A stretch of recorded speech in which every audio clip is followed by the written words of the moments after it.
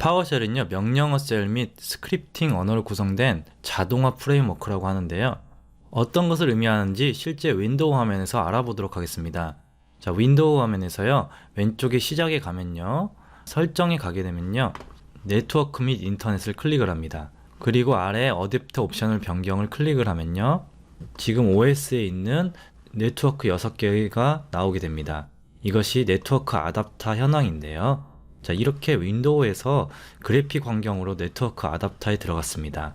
시작에서요, 다시 클릭을 하고요, 파워쉘이라고 검색을 합니다. 윈도우스 10 이상은 기본적으로 윈도우스 파워쉘이 설치되어 있습니다. 클릭을 하면요, 파워쉘이 실행이 되고요, 여기서요, get이라는 명령을 입력하고요, net adapter를 입력을 하면요, get-net adapter를 입력하고 엔터를 치게 되면요, 화면과 같이 오른쪽 GUI 환경이 아닌 명령어 환경, 텍스트 환경으로 네트워크 아답터 6개가 설명이 나오게 되죠. 맥 어드레스나 링크 스피드, 그리고 디스크립션이나 이름이 나오게 됩니다.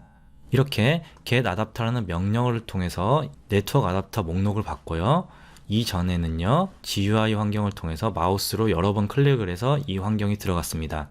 파워쉘은 이렇게 명령어를 통해서 실행을 하고요. 자, 명령어를 통해서 하는 장점은요, GUI 환경을 사용하게 되면은 여러 번 클릭해서 들어가야 되죠. 만약에 네트워크 아답터 6개를 다 설정을 바꾸게 된다, 이런 작업들이 여러 세트가 있다 하면은 마우스로 일일이 다 클릭을 해서 수동으로 해줘야 됩니다. 하지만 명령어 환경은요, 파일 하나를 만들어서 자동으로 실행해서 자동화를 구성할 수가 있습니다. 이런 관리의 장점이 있는 것이 명령어 환경입니다. 이러한 명령어 환경의 프로그램 중에 하나가 파워쉘입니다. 지금 띄워놓은 파워쉘에서요, 달러를 하고요, ps 버전 테이블을 입력을 하면요, 엔터를 누르게 되면 현재 파워쉘 버전이 5.1입니다.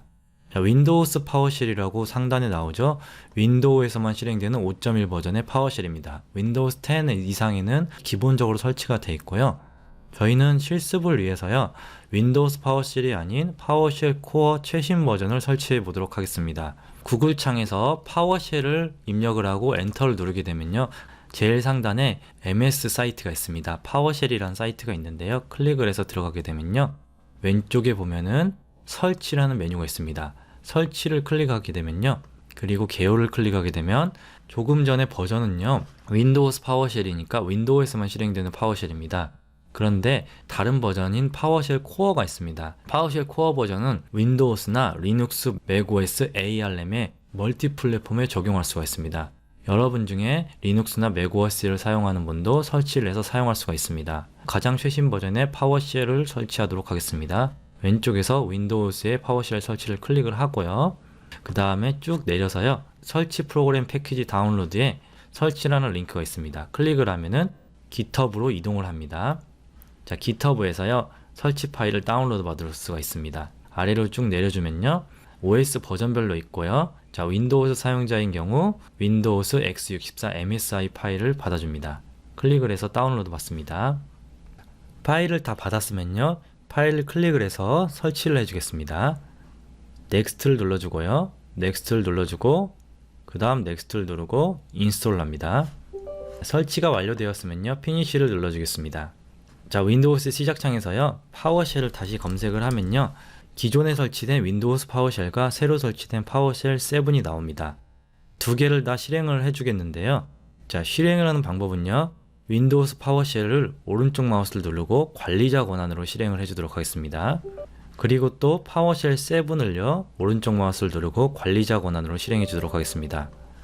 오른쪽에 있는 것이 파워쉘 코어고요, 창의 상단에 보면 어드미니스트레이터라고 나오죠. 관리자 권한으로 실행을 해줬습니다. 왼쪽이 윈도우스 파워쉘이고요, 상단에 관리자 권한으로 나오죠. 관리자 권한으로 실행을 해줬습니다. 앞으로 실습을 할 때 꼭 관리자 권한으로 실행을 해주도록 하겠습니다.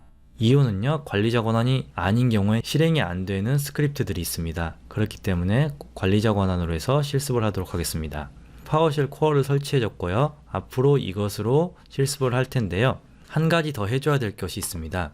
명령어 창에서요, get 하고요, execution policy를 타이핑해서 엔터를 누르게 되면요, restricted라고 나오죠. 또 오른쪽에서요, get을 하고요, 파워쉘 7 버전에서 execution policy를 하면요, remote signed라고 나옵니다. 혹시나 리모트 사인드가 아니라 리스트릭트드로 나오시는 분은요, 설정을 바꿔줘야 됩니다. 이 리스트릭트드로 나오면요, 나중에 실습을 할 때 스크립트 파일이 실행이 되지 않습니다. 따라서 설정을 바꿔주는데요, 어떻게 하느냐면요, 이번에는 get이 아니라 set execution policy를 하고요, 띄고 execution policy를 입력을 합니다. 그 다음 remote signed를 입력을 합니다. 엔터를 누르면요, Y 얘를 눌러줍니다. 그리고 다시 이전 입력했던 걸 확인을 하면요, 커서 키를 위로 올려주면 됩니다. 화살표 위를 올려주면 get execution policy가 나옵니다. 엔터를 치면 remote signed라고 나오죠.